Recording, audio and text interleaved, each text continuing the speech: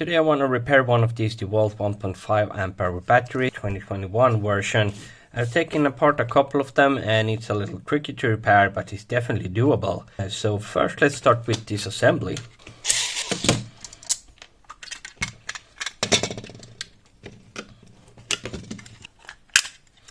And they are using 10 power 1.5 amp hour cells.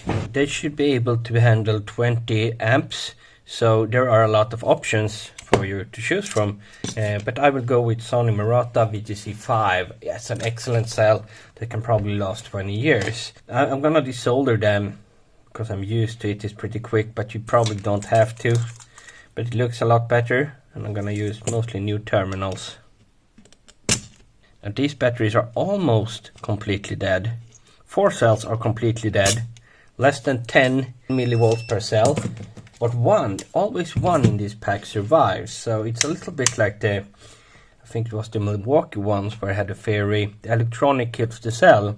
And these are new, 2021, these shouldn't be this low, 13 millivolts, 3 millivolts. And here we have 600 millivolts in the middle, and 4 millivolts. So I can't really explain that, and it seems to be random cells being alive. And I do think 10 power is a decent brand that it should last more than 3 years. But maybe these batteries have been sitting in a power tool for 3 years. I really don't know.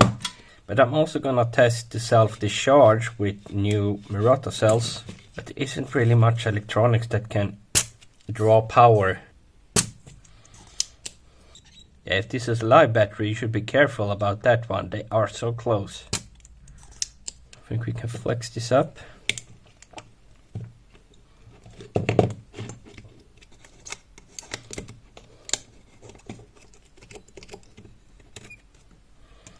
So there are a lot of components here, but they are mostly resistors. Then we have capacitors, and then we have this chip over here, which might be the brains. I can't see much else than that.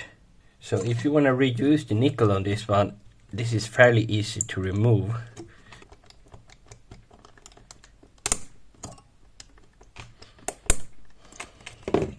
Straighten them out again, the plier. But they will never be brand new.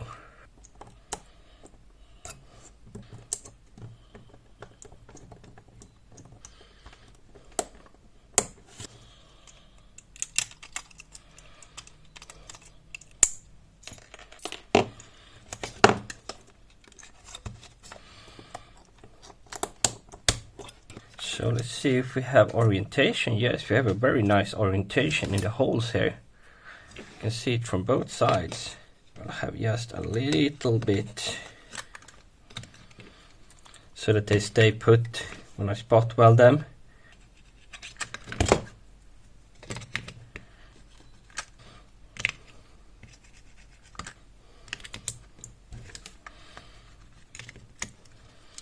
So I won't show you the actual spot welding since I don't have a camera holder there, but let's see how thick this is. 0.3, and the width is 11, but as you can see the current from the bottom is not that big, neither are these terminals, so these are the ones we want to focus on. These are 6, and the nickel I plan to use are 7, so that will work perfectly. I will also try and measure the exact distance here. 31, so about 30 is perfect.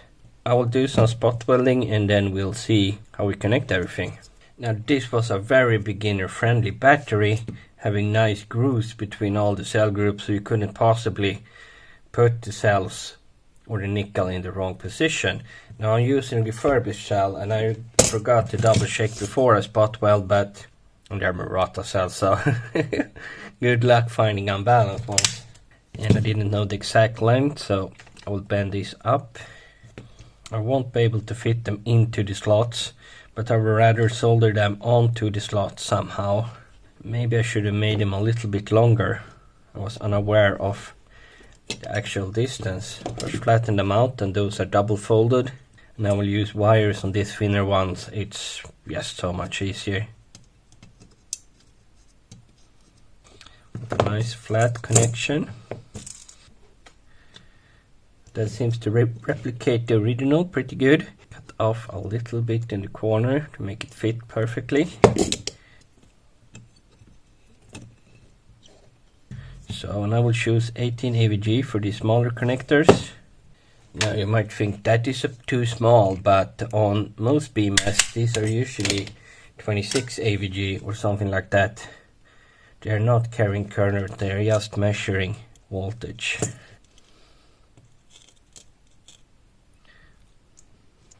The color doesn't matter. Choose whatever you have the most of.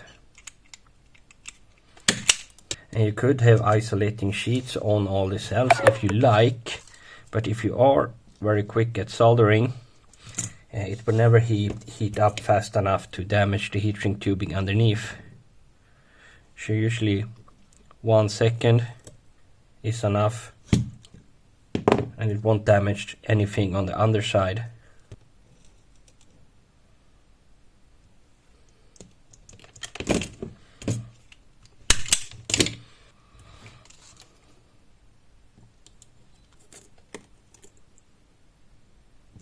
You can even put your finger next to it.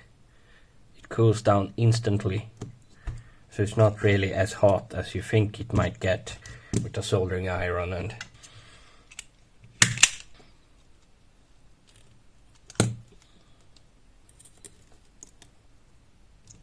it's a little hot, but not like I'm gonna burn myself.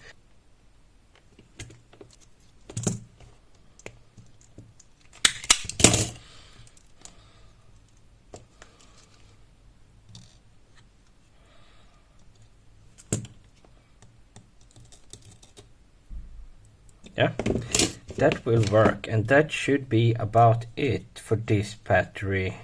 If there's nothing funky with electronics, it should work. 3.9, here we always had the full voltage. 3.9, 3.9, 3.9, 3.9, 3.9, so we have all the C channels. Put it back in the case and see if it wanna charge.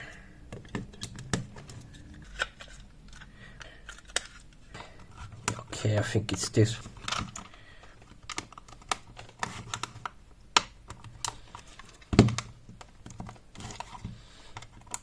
There we go. Let's see if we want to charge. And I didn't use any of these. I usually don't. Start charging. But it seems to be working at this as well. No kind of planned obsolescence, keeping in memory that all the cells were dead. So, fairly simple operation. A lot longer than the 12 volt versions. Maybe twice as much time, but it's still doable if you think it looks fun. That's the only reason you should repair your own batteries, because it looks fun. It's never gonna be cheaper when you're counting the time, equipment, and cells, and the experience needed to make it work. But if it looks fun, then go ahead and you can select the best cells that you like.